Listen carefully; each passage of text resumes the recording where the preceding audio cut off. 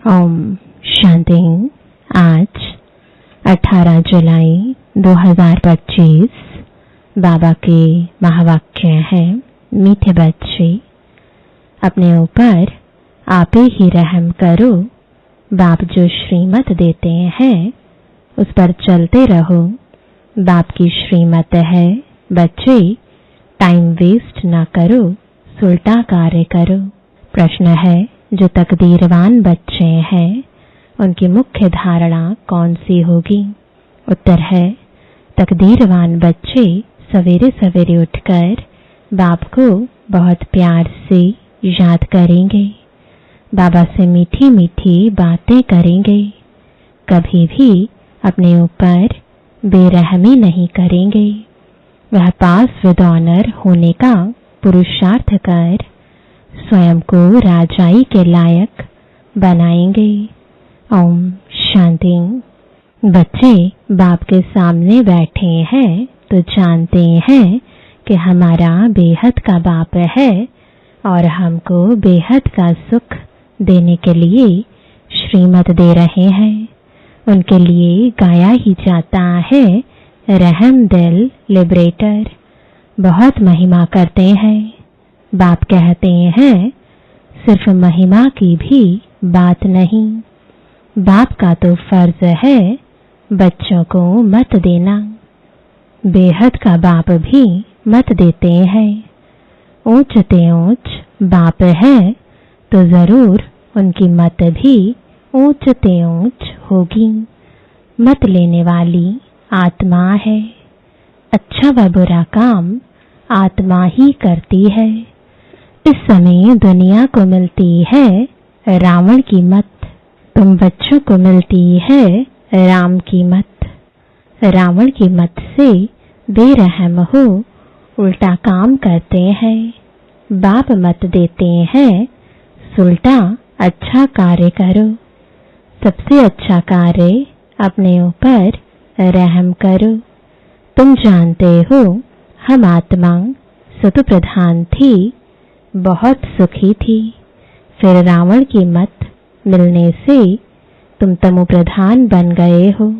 अब फिर बाप मत देते हैं कि एक तो बाप की याद में रहो, अब अपने पर रहम करो, यह मत देते हैं। बाप रहम नहीं करते। बाप तो श्रीमत देते हैं ऐसे ऐसे करो, अपने ऊपर आप ही रहम करो। अपने को आत्मा समझ और अपने पतित पावन बाप को याद करो तो तुम पावन बन जाएंगे। बाप राय देते हैं तुम पावन कैसे बनेंगे? बाप ही पतित को पावन बनाने वाला है। वह श्रीमत देते हैं। अगर उनकी मत पर नहीं चलते हैं तो अपने ऊपर बेरहम होते हैं। बाप श्रीमत देते हैं कि बच्चे टाइम वेस्ट मत करो। यह पाठ पक्का कर लो कि हम आत्मा है। शरीर निर्वाह अर्थ धंधा आदि भल करो, फिर भी टाइम निकाल युक्ति रचो। काम करते आत्मा की बुद्धि बाप तरफ होनी चाहिए। जैसे आशिक माशूक भी काम तो करते हैं ना, दोनों एक दो के ऊपर आशिक होते हैं। यहाँ ऐसे नहीं है। तुम भक्ति मार्ग में भी याद करते हो। कई कहते हैं कैसे याद करें? आत्मा का परमात्मा का रूप क्या है जो याद करें? क्योंकि भक्ति मार्ग में तो गाया जाता है कि परमात्मा नाम रूप से न्यारा है, परंतु ऐसे नहीं है। कहते भी हैं भ्रुकुटी के बीच में आत्मा स्टार मिसल है। फिर क्यों कहते हैं कि आत्मा क्या है उनको देख नहीं सकते? वह तो है ही जानने की चीज। आत्मा को जाना जाता है, परमात्मा को भी जाना जाता है। वह अति सूक्ष्म चीज है, फायरफ्लाई से भी महीन है। शरीर से कैसे निकल जाती पता भी नहीं पड़ता।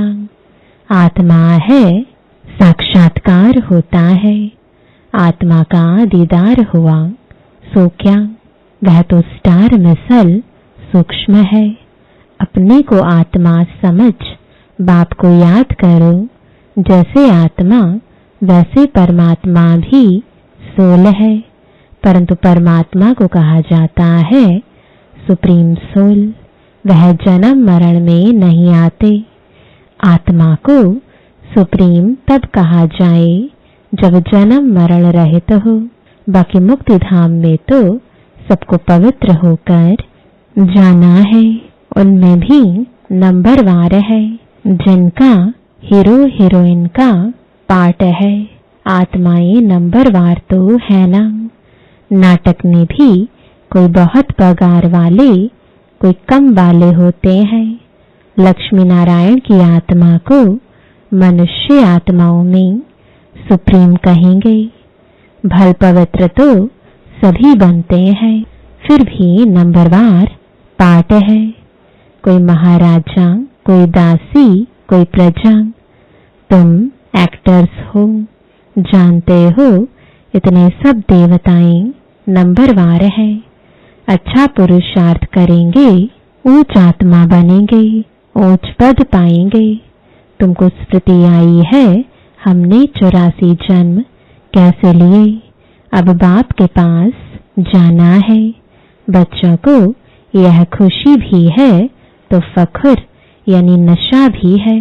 सब कहते हैं हम नर से नारायण विश्व के मालिक बनेंगे। फिर तो ऐसा पुरुषार्थ करना पड़े। पुरुषार्थ अनुसार नंबरवार पद पाते हैं। सबको नंबरवार पार्ट मिला हुआ है। यह ड्रामा बना बनाया है। अभी बाप तुमको श्रेष्ठ मत देते हैं। कैसे भी करके बाप को याद करो तो वे कर्म विनाश हो, तो तुम तमो प्रधान से सतो प्रधान बन जाओ। पापों का बोझा तो सिर पर बहुत है, उनको कैसे भी करके यहाँ खलास करना है। तब आत्मा पवित्र बनेगी।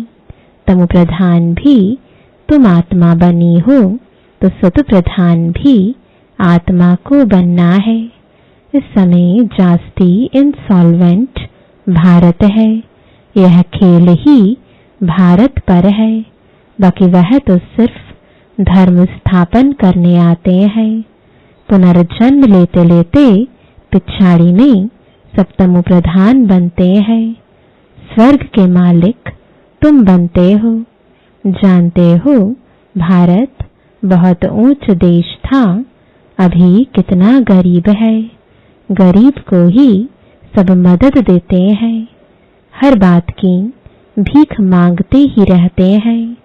आगे तो बहुत अनाज यहाँ से जाता था। अभी गरीब बने हैं तो फिर रिटर्न सर्विस हो रही है। जो ले गए हैं वह उधार मिल रहा है। श्री कृष्ण और कृष्ण राशि एक ही है। कृष्ण ने ही भारत को हप किया है। अब फिर ड्रामा अनुसार वह आपस में लड़ते हैं।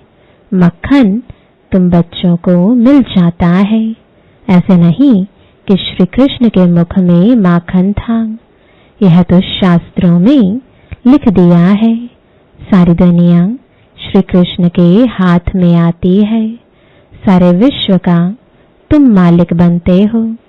तुम बच्चे जानते हो हम विश्व के मालिक बनते हैं, तो तुमको कितनी खुशी होनी चाहिए।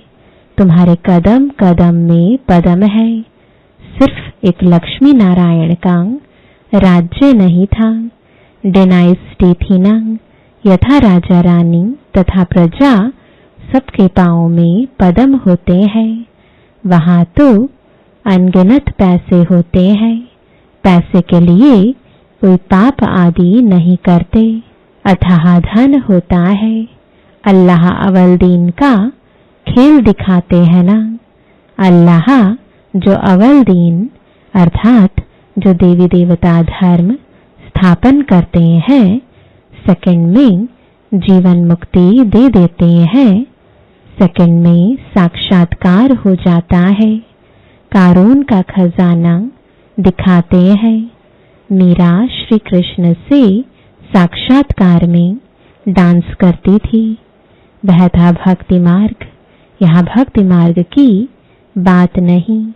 तुम तो वैकुंठ में प्रैक्टिकल में जाकर राज्य भाग्य करेंगे। भक्ति मार्ग में सिर्फ साक्षात्कार होता है। इस समय तुम बच्चों को एम ऑब्जेक्ट का साक्षात्कार होता है। जानते हो हम यह बनेंगे। बच्चों को भूल जाता है, इसलिए बैज दिए जाते हैं। अभी हम बेहद के बाप के बच्चे बने हैं। कितनी खुशी होनी चाहिए। यह तो घड़ी घड़ी पक्का कर देना चाहिए। परंतु माया ऑपोजिशन में है तो वह खुशी भी उड़ जाती है। बाप को याद करते रहेंगे तो नशा रहेगा।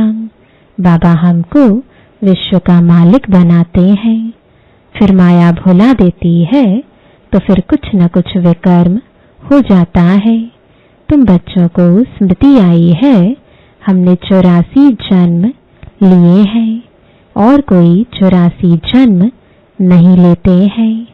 यह भी समझना है जितना हम याद करेंगे उतना ऊंच पद पाएंगे और फिर आप समान भी बनाना है। प्रजा बनानी है। Charity begins at home. तीर्थों पर भी पहले खुद जाते हैं, फिर मित्र संबंधियों आदि को भी इकट्ठा ले जाते हैं। तो तुम भी प्यार से सबको समझाओ। सब नहीं समझेंगे। एक ही घर में बाप समझेगा तो बच्चा नहीं समझेगा। माँ बाप कितना भी बच्चों को कहेंगे पुरानी दुनिया से दिल नहीं लगाओ, फिर भी मानेंगे नहीं। तंग कर देते हैं। जो यहाँ का सैपलिंग होगा वही फिर आकर समझेंगे। इस धर्म की स्थापना देखो कैसे होती है और धर्म वालों की सैपलिंग नहीं लगती। वह तो ऊपर से आते हैं। उनके फॉलोअर्स भी आते रहते हैं। यह तो स्थापना करते हैं और फिर सबको पावन बनाकर ले जाते हैं। इसलिए उनको सतगुरु लिबरेटर कहा जाता है। सच्चा गुरु एक ही है। मनुष्य कभी किसकी सदगति नहीं करते। सदगति दाता है ही एक। उनको ही सतगुरु कहा जाता है। भारत को सचखंड भी वह बनाते हैं। रावण झूठ खंड बना देते हैं। बाप के लिए भी झूठ, देवताओं के लिए भी झूठ कह देते हैं। तब बाप कहते हैं हियर नो इविल। इनको कहा जाता है वैश्यालय। सतयुग है शिवालय। मनुष्य समझते थोड़े ही हैं। वह तो अपनी मत पर ही चलते हैं। कितना लड़ना झगड़ना चलता रहता है। बच्चे माँ को, पति स्त्री को मारने में देरी नहीं करते। एक दो को काटते रहते हैं। बच्चा देखता है बाप के पास बहुत धन है, देता नहीं है तो मारने में भी देरी नहीं करते हैं। कैसी गंदी दुनिया है। अभी तुम क्या बन रहे हो? यह तुम्हारी एम ऑब्जेक्ट खड़ी है। तुम तो सिर्फ कहते थे हे पतित पावन आकर हमको पावन बनाओ। ऐसे थोड़े ही कहते थे कि विश्व का मालिक बनाओ। गॉड फादर तो हेवन स्थापन करते हैं तो हम हेवन में क्यों नहीं है? फिर रावण तुमको नरकवासी बनाते हैं। कल्प की आयु लाखों वर्ष कह देने से भूल गए हैं। बाप कहते हैं तुम हेवन के मालिक थे, अब फिर चक्र लगाए हेल के मालिक बने हो। अभी फिर बाप तुमको हेवन का मालिक बनाते हैं। कहते हैं मीठी आत्माएं, बच्चों बाप को याद करो तो तुम तमो प्रधान से सतो प्रधान बन जाएंगे। तमो प्रधान बनने में आधा कल्प लगा है, बल्कि सारा ही कल्प कहे, क्योंकि कला तो कम होती जाती है। इस समय कोई कला नहीं है। कहते हैं मैं निर्गुण हारे में कोई गुण नहीं। इनका अर्थ कितना क्लियर है। यहाँ फिर निर्गुण बालक की संस्था भी है। बालकों में कोई गुण नहीं है, नहीं तो बालक को महात्मा से भी ऊंच कहा जाता है। उनको विकारों का भी पता नहीं। महात्माओं को तो विकारों का पता रहता है, तो अक्षर भी कितने रॉन्ग बोलते हैं। माया बिल्कुल अनराइटियस बना देती है। गीता पढ़ते भी हैं, कहते भी हैं भगवानवाच काम महाशत्रु है। यह आदि मध्य अंत दुख देने वाला है, फिर भी पवित्र बनने में कितने विघ्न डालते हैं। बच्चा शादी नहीं करता तो कितना बिगड़ते हैं। बाप कहते हैं तुम बच्चों को श्रीमत पर चलना है। जो फूल बनने का नहीं होगा, कितना भी समझाओ कभी नहीं मानेगा। कहाँ बच्चे कहते हैं हम शादी नहीं करेंगे, तो माँ बाप कितने अत्याचार करते हैं। बाप कहते हैं जब ज्ञान यज्ञ रचता हूँ तो अनेक प्रकार के विघ्न पड़ते हैं। 3 पैर पृथ्वी के भी नहीं देते। तुम सिर्फ बाप की मत पर याद कर पवित्र बनते हो और कोई तकलीफ नहीं। सिर्फ अपने को आत्मा समझ बाप को याद करो। जैसे तुम आत्माएं इस शरीर में अवतरित हो, वैसे बाप भी अवतरित है। फिर कच्छ अवतार मच्छ अवतार कैसे हो सकते? कितनी गाली देते हैं। कहते हैं कंकड़ कंकड़ में भगवान है। बाप कहते हैं मेरी और देवताओं की ग्लानि करते हैं, मुझे आना पड़ता है। आकर तुम बच्चों को फिर से वर्षा देता हूँ। मैं वर्षा देता हूँ, रावण श्राप देता है। यह खेल है। जो श्रीमत पर नहीं चलते हैं तो समझा जाता है इनकी तकदीर इतनी ऊंच नहीं है। तकदीर वाले सवेरे सवेरे उठकर याद करेंगे, बाबा से बातें करेंगे। अपने को आत्मा समझ बाप को याद करो तो विकर्म विनाश हो। खुशी का पारा भी चढ़ेगा। जो पास विद ऑनर होते हैं वही राजाई के लायक बन सकते हैं। सिर्फ एक लक्ष्मी नारायण नहीं राज्य करते हैं, डिनाइस्टी है। अब बाप कहते हैं तुम कितना स्वच्छ बुद्धि बनते हो। इनको कहा जाता है सत्संग। सत्संग एक ही होता है। जब आप सच्ची सच्ची नॉलेज दे सचखंड का मालिक बनाते हैं, कल्प के संगम पर ही सत का संग मिलता है। स्वर्ग में कोई भी प्रकार का सत्संग होता नहीं। अभी तुम हो रूहानी सल्वेशन आर्मी। तुम विश्व का बेड़ा पार करते हो। तुमको सल्वेज करने वाला, श्रीमत देने वाला बाप है। तुम्हारी महिमा बहुत भारी है। बाप की महिमा भारत की महिमा अपरम अपार है। तुम बच्चों की भी महिमा अपरम अपार है। तुम ब्रह्मांड के भी और विश्व के भी मालिक बनते हो।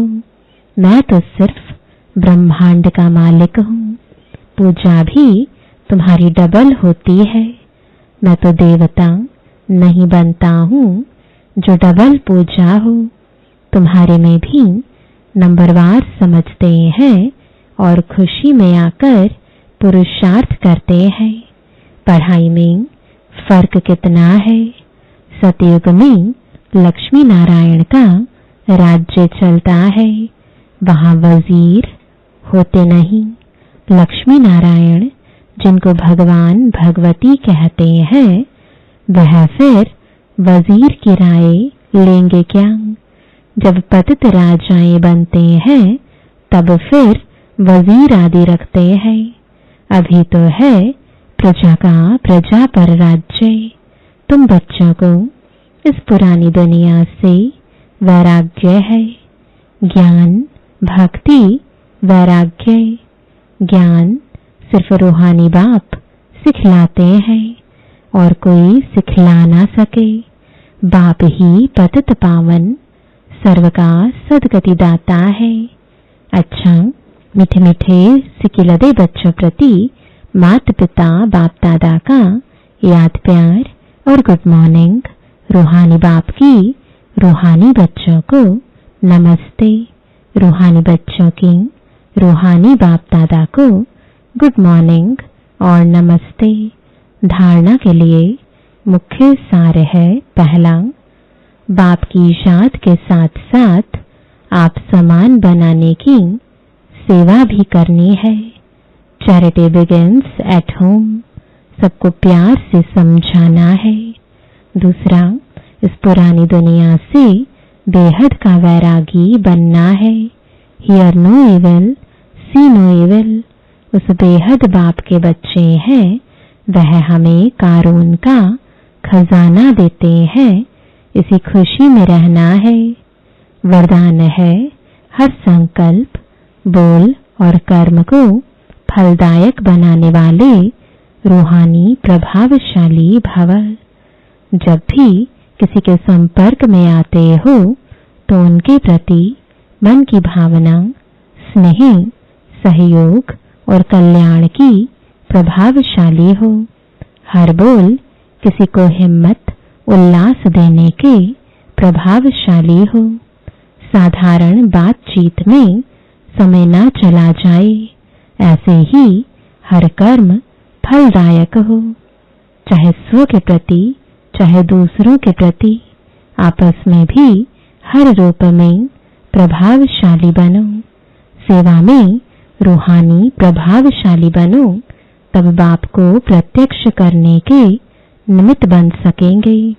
स्लोगन है, ऐसी शुभ चिंतक मणि बनो जो आपकी किरणें विश्व को रोशन करती रहें।